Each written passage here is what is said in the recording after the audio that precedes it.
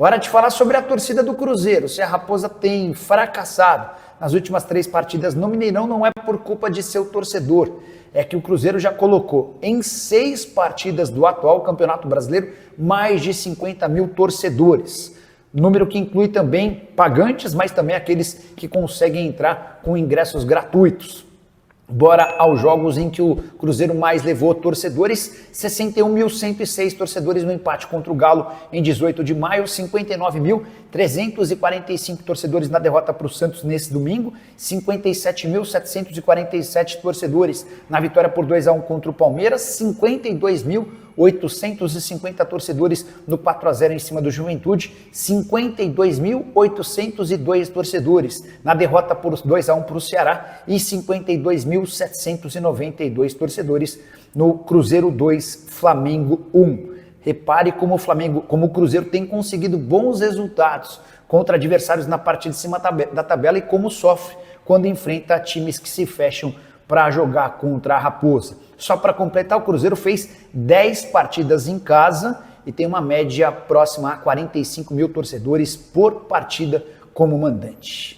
Vamos juntos com as quentes do dia aqui na Samuca TV, nesta segunda-feira, ainda de cabeça inchada para todo mundo, derrota de virada para o Santos e o Cruzeiro desperdiçando uma grande chance de terminar o turno com 40 pontos na Série A do Campeonato Brasileiro. Vamos falar mais para frente sobre isso. Primeiro, exaltar aqui a base do Cruzeiro, mais uma vez, 4 jogadores iniciando o amistoso da Seleção Brasileira Sub-20, o Kenja ainda entrando, e o Cruzeiro teve aí o gol de Bruno Alves na vitória da Seleção Brasileira sobre o Paraguai por 2-1, zagueirão subiu no segundo poste e mandou para o fundo da rede. Otávio, Murilo Hickman, Bruno Alves e Juan Gabriel, os 4 iniciando mais uma vez a partida da Seleção Brasileira. Agora é voltar para tentar ajudar o Cruzeiro no duelo de semifinal do Campeonato Brasileiro Sub-20, o jogo diante da equipe do Palmeiras no final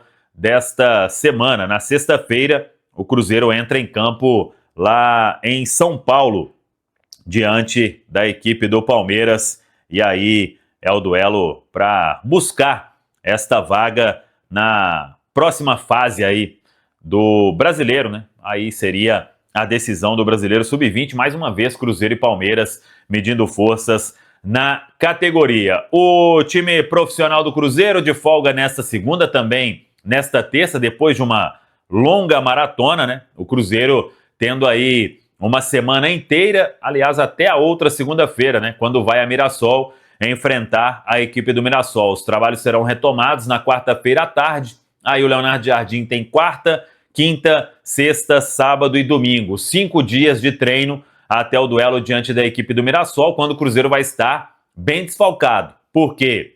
Lucas Romero, Christian e Kaique receberam o terceiro cartão amarelo na derrota para o Santos e são desfalques certos. Vamos aguardar o que fará aí o técnico Leonardo Jardim ao longo da semana, quando os trabalhos forem retomados. Mas é uma semana também de muita expectativa no Cruzeiro. Primeiro, a diretoria estará nesta terça no Rio de Janeiro para conversar na CBF e fazer uma reclamação sobre a conduta da arbitragem. Hoje o Cruzeiro já fez uma reclamação na comissão de arbitragem e amanhã estará com tudo documentado na sede da CBF, porque o clube entende, e realmente foi, né? A gente tem que saber separar as coisas. Cruzeiro bastante prejudicado no duelo diante da equipe do Santos. E não somente naquele gol, né? Naquele gol anulado do Caio Jorge, mas uma série de fatores ao longo da partida. A conduta do Wilton Sampaio e também do árbitro de vídeo, né? Que é do Rio de Janeiro, inclusive, foi quem induziu todo o processo ali da mudança repentina de opinião para se marcar a falta no Zé Rafael. Então, o Cruzeiro fazendo esta reclamação. E nesta terça, pela manhã, vamos transmitir aqui na Samuca TV, o Cruzeiro vai conhecer o chaveamento das quartas de final da Copa do Brasil. É o último sorteio. Neste sorteio, já serão definidos os confrontos de quartas de final e chaveamento de semifinal e final. Então tudo já fica pronto. São 8 aí os classificados, né? Não tem nada de ranking, todo mundo podendo enfrentar todo mundo. Cruzeiro, Atlético Mineiro, Bahia, Atlético Paranaense, Corinthians, Fluminense, Vasco e Botafogo, os 8 times que duelam pelo título da Copa do Brasil de 2025. E claro, uma semana aí cheia para a diretoria trabalhar e, quem sabe, finalmente apresentar alguma novidade quanto à busca por reforços. Todo mundo já vem falando, o Leonardo Jardim já comentou mais de uma vez nas entrevistas, mas agora é hora de dar aquela acelerada. Já passou da hora, inclusive, né, para a diretoria conseguir buscar as peças, principalmente ali para o setor ofensivo, a peça ou as peças, né? O Cruzeiro trabalha ainda para contratar 2 atacantes nesta janela, lembrando que a janela se encerra no início de setembro, então já mais do que passou da hora de conseguir contratar. Tá falado, pessoal? Hora de informação curiosa, quero contar que Dele Alli, atacante inglês que já fez sucesso com a camisa do Tottenham, tem sido oferecido para clubes brasileiros. Sugestão dos últimos dias e vários times da Série A receberam essa sugestão, entre eles o Grêmio. O grande problema é que o Dele Alli pede bastante dinheiro para se mudar para o Brasil e seus últimos desempenhos nos clubes mais recentes são péssimos. O atleta, por exemplo, defende o Como da Itália, onde jogou apenas uma única vez na temporada passada. Pelo Besiktas, seu clube anterior, 15 partidas e 3 gols, muitos problemas, extracampo, lesões e muito mais, num pacote extremamente alto. Você pode estar se perguntando sobre a idade do Dele Alli, 29 anos, a pergunta que eu deixo. Caberia no seu clube do coração? Em qual condição? Já usa o espaço para comentário e registra o que você pensa, beleza? Edu, Cruzeiro perdeu em casa pro Santos, cara. Por quê? Cirilo, são 3 jogos em casa, os 3 últimos, e nenhuma vitória, né? São 2 derrotas, um empate, 2 derrotas para Ceará, Santos, um empate contra o CRB. Apenas 2 vitórias nos últimos 6 jogos. Não é um bom momento pelo qual passa o Cruzeiro. O meu diagnóstico é de um elenco cansado, um time que joga ali 50, 60 minutos e precisa definir o jogo nesse período, porque senão passa a ter dificuldade. O treinador não me passa confiança no elenco, porque tem 5 alterações para fazer. A gente observa nitidamente um cansaço em alguns atletas. O Jardim não usa todas as alterações, ontem foram 3. Em determinados jogos demora bastante para fazer as alterações, e ontem teve um agravante, né?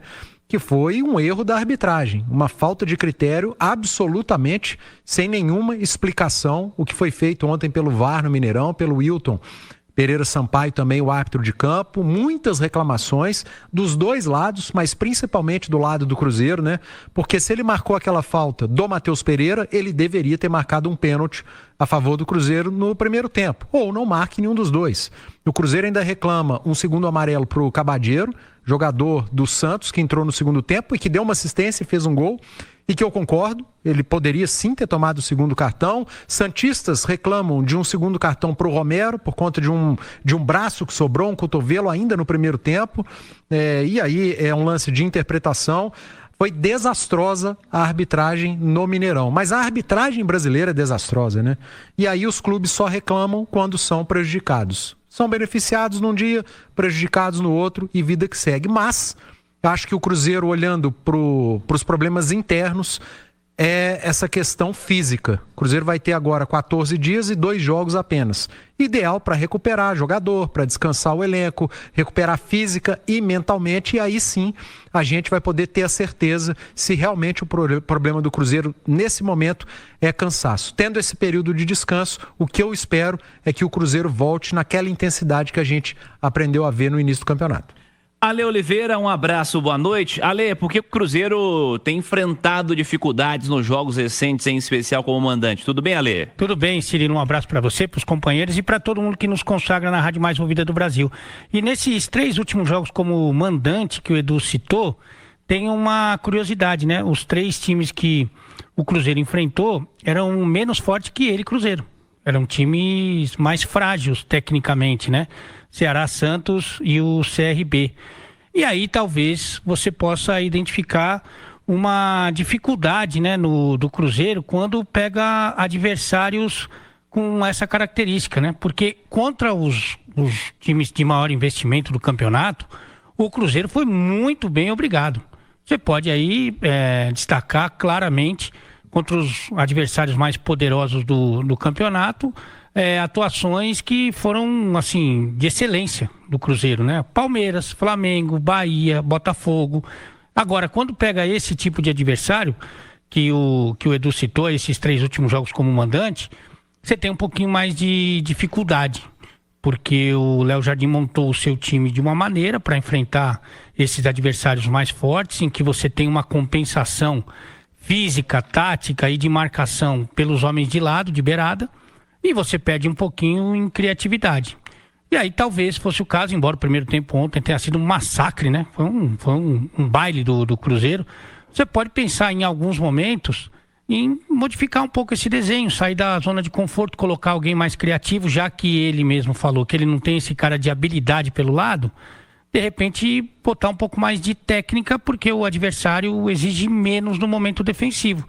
Então, tentar fazer com Gabigol, Matheus Pereira e Caio Jorge. Ele, inclusive, citou um número que é bem discutível, né? Que quando os 3 jogam junto, existe um déficit, que o time toma mais gol do que faz e tal. Só que aí ele tá contando aquela fase em que tinha o Dudu, sabe? Que não tinha o Lucas Silva, enfim, que era um outro time.